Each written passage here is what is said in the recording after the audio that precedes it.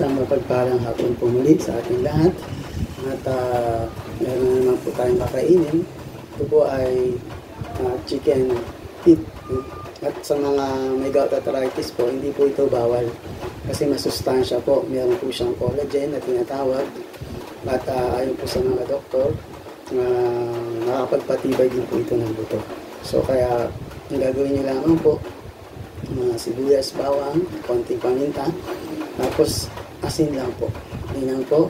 Tapos sinaluan ko na lang siya ng sayote at saka saluyan. So yun po, kain po tayo at bago po tayo kumain, manalangin muna. Panginoon, maraming pong salamat sa pagkain ito. Pagpalaan niyo po ito, Diyos, at i-bless niyo po itong pagkain na ito para po sa aking physical na pangangatawan upang sa ganoon patuloy ka pong maliwalhati ang iyong pangalan. Maraming pong salamat naman sa pangalan ng Panginoong Jesus. Amen. So yan. Chicken feet po yan.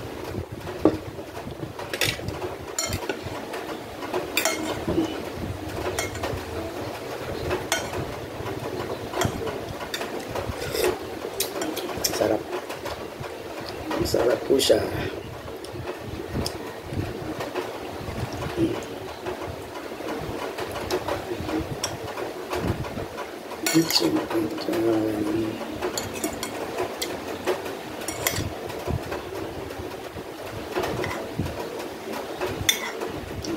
Ayan po tayo.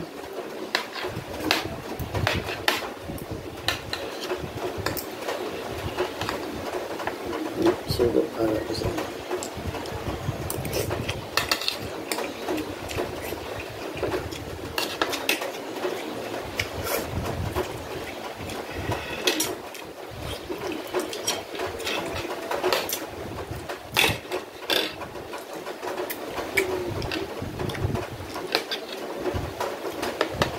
masarap po, malinamnam.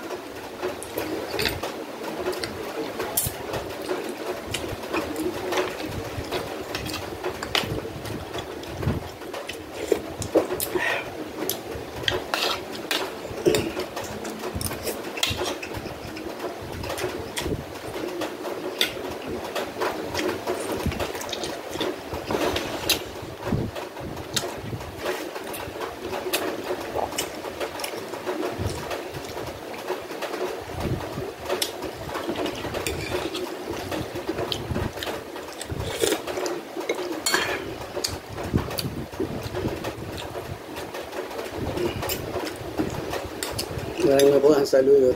Maganda rin po sa katawan. Marami din po siyang vitamins and protein.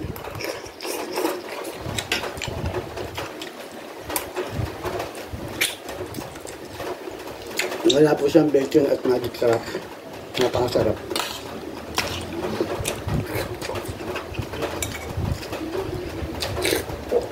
Bawal po kasi sa akin yung belchon. At mga kung ano mga hinahalo, ano mga chemical. Kaya pag kumain po ako nun, atakehin ako ng gout. Ang hirap po pag inatake na ang gout, halos hindi makabangon sa sakit. Kaya ito po, lagi akong nakain ng walang bechin. Puro gulay, isda, at saka po ito, pwede po yung chicken feet.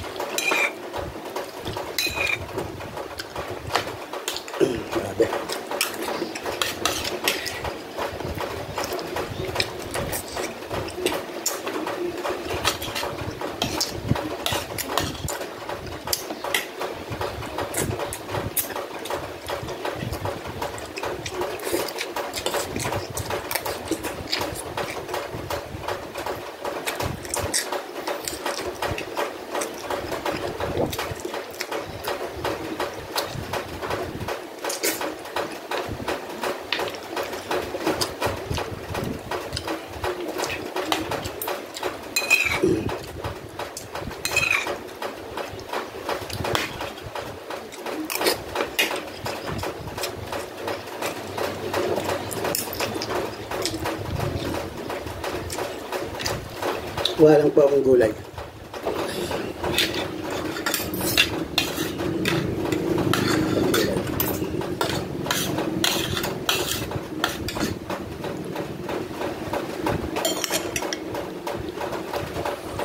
Sarap.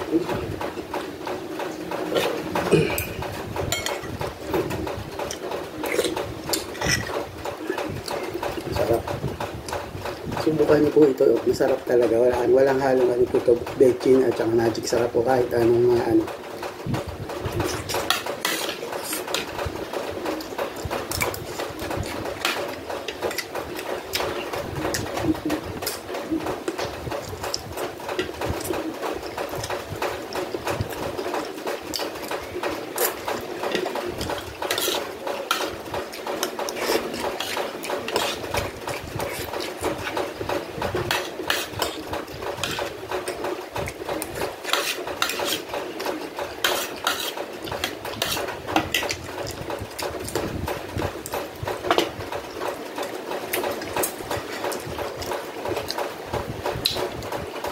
Sarap.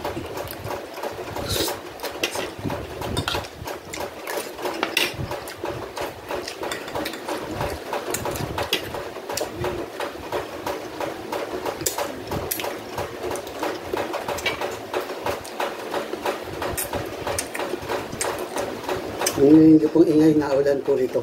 Ambon.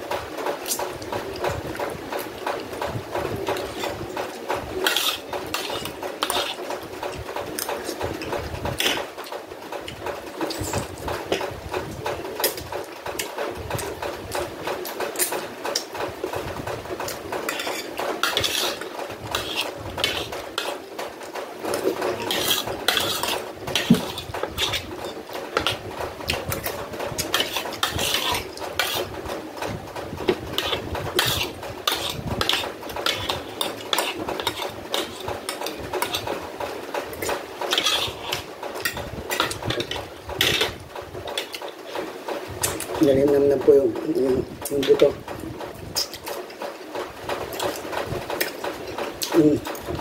Umabot po yung paa. Tapos, nandito po sa loob yung collagen. Maraming masustansya sa ating katawan. Kaya kinisip-sip ko po.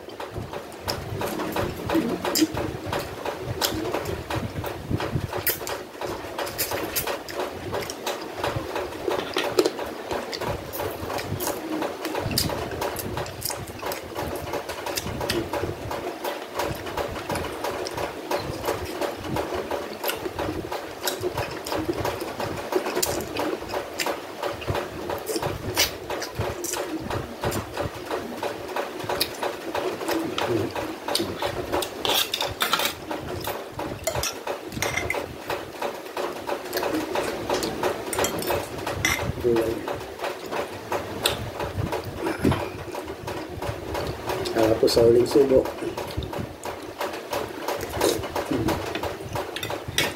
Masarap.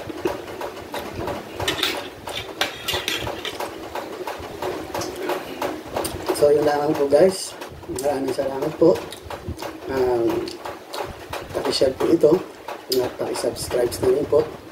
Para po tuloy-tuloy po ang ating pagpapakita ng pagkain. Walang betching. Puro gulay lang po. Isda. Lahat na hindi bawal. Kasama na rin po dito ang prutas. Salamat po. God bless po sa ating lahat. Pagpalain po kayo ng Panginoon. Nasa Kristo.